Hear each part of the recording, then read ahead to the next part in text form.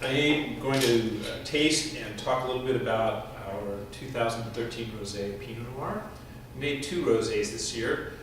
We have extremely limited quantities of Grenache, and so we're using the Grenache mostly for red wine blends these days, and we needed an alternative to produce rosé in sufficient quantities for the wholesale market.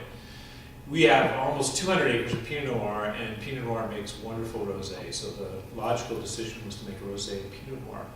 2013 was also a year that had fairly large berries and heavy clusters as a result. That is, they were juicier than normal, and also perhaps a little bit lighter in color because of the thinner skins. And so it was a very good candidate for making rosé.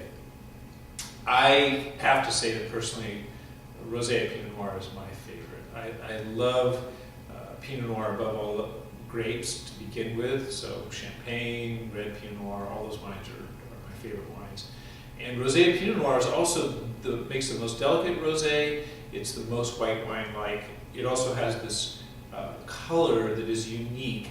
The pigments in Pinot Noir won't produce a bright pink like a Grenache rosé. Instead, they produce kind of a peachy pink color that I find quite attractive. Orange is my favorite color, so Rosé Pinot Noir is right down my color preference alley.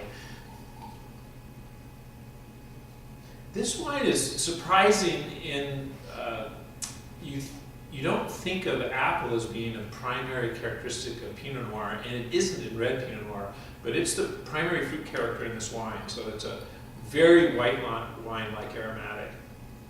And then there's a little bit of what I would call earthiness, or you might call it minerality. It's kind of a pleasant, dried earth, dried stone kind of smell. And then right underneath it, all that is is a very typical Pinot Noir aromatic of violets. When Pinot Noir has a floral component, it's almost always of violets.